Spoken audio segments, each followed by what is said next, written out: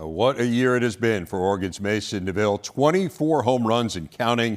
That is tops in the nation, as you heard, the most ever for an Oregon player in a single season. Neville, just the sixth Duck ever to be named a semifinalist for the Golden Spikes Award, which is given to the nation's top player. Finalists for that award set to be named in early June.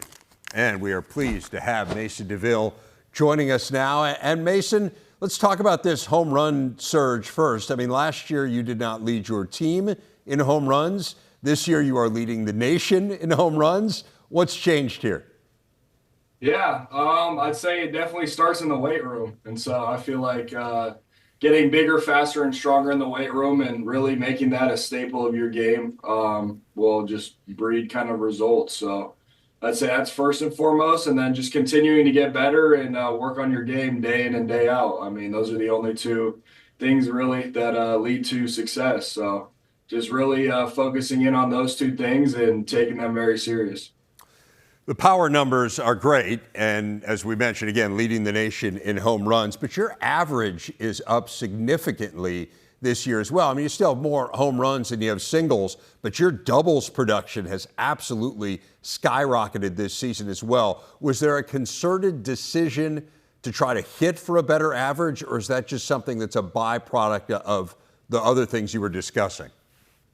Yeah, I'd say it's a byproduct for sure, but definitely adding on to that, I mean, being the leadoff guy and kind of taking in that role this season, I definitely want to focus more on just not exactly home runs, but just having a good at bat. I guess you could say a quality, competitive at bat for my team. And sometimes early in the count, you get your A swing off on a pitch you like, and sometimes you get it and it ends up being a home run. But there's also other times where you might barrel it and you might hit a double or a single. And so really just focusing on being a competitive at bat for your team, especially to start the game or to lead off an inning, and then to also, just compete up there and try and hit the ball hard. I feel like that leads to a bunch of different results. So one of the ways that you do that is through walks, and you're second in the Big Ten in walks. And you mentioned as a leadoff guy, I mean, that's huge, certainly when you're starting a game. In what ways do you believe that pitchers are approaching you differently this year?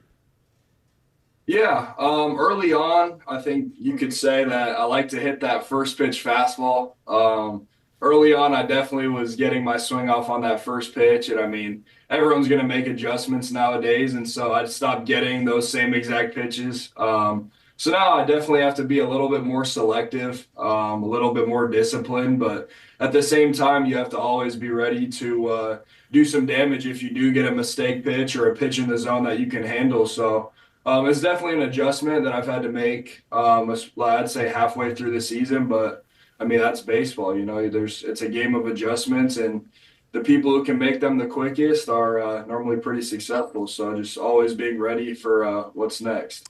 You made a big picture adjustment early on in your college career. You started at Arkansas, didn't make a huge impact there as a freshman. What made Eugene the right place for you in the transfer portal?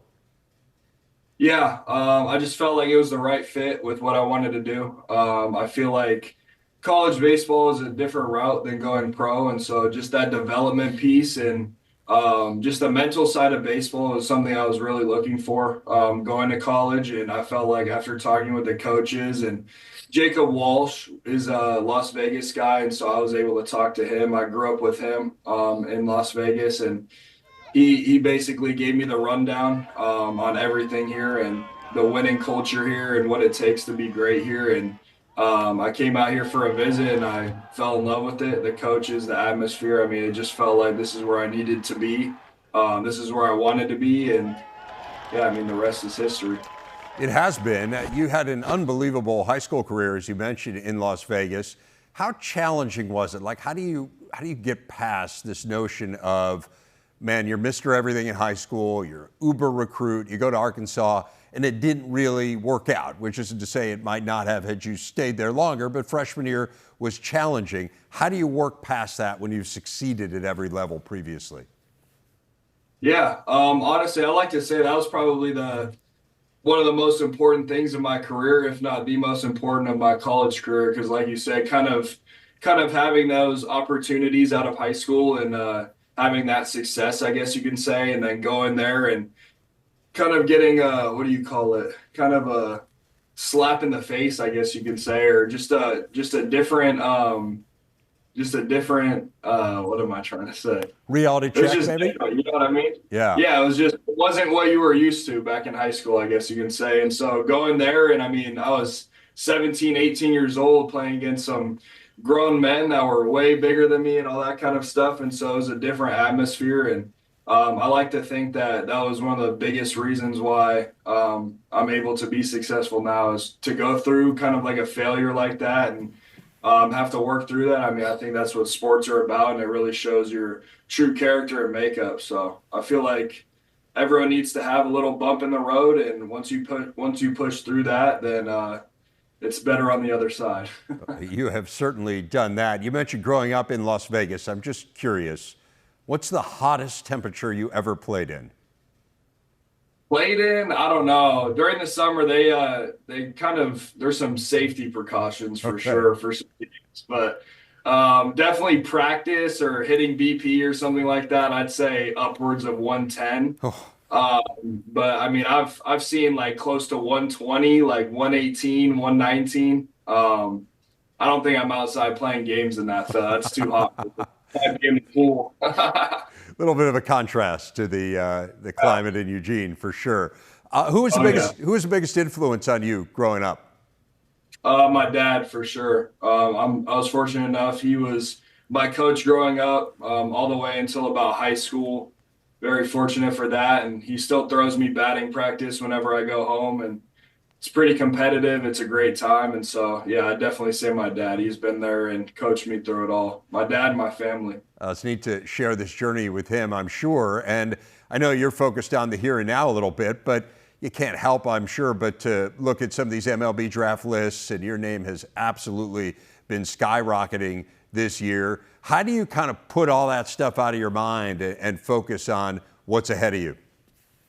Yeah, yeah, all of that stuff is awesome, and it's great to see that. But at the same time, I mean, there's a lot of goals that we have for our team, and so really just making it about the team, making it about the day to day. Whether you have a game or practice that day, make sure you go in there and dominate the day, and make sure you get better. I feel like if you kind of focus in on things like that, you don't really get affected by the outside noise, and so really just focusing on the last stretch of the season and a possible chance of hosting if we win these next couple of games and all just things like that. You know what I mean? Team related and Right. just working on getting better. You know what I mean? I feel like that kind of clears your mind on the outside noise and just allows you to be present with your team and your guys and have some fun out there. You know what I mean? Well, let's focus on what's immediately ahead. You got this big series we were talking about, Mike and I, just a few minutes ago against Washington this weekend. And were you to make some hay there and really play well, potentially you could be playing for the Big Ten championship a week from now against Iowa. So first things first, what's the scouting report on the Huskies? What do you guys need to do to have a good series this weekend? Yeah, great program.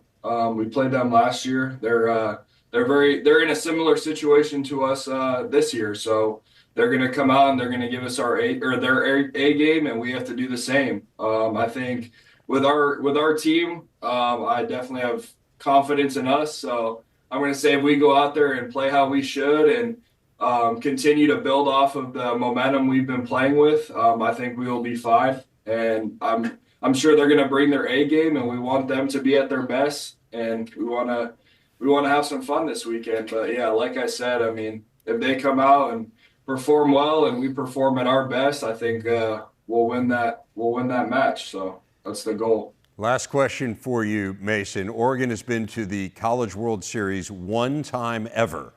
It was 71 years ago. They have come agonizingly close a few times since, including a few super regionals.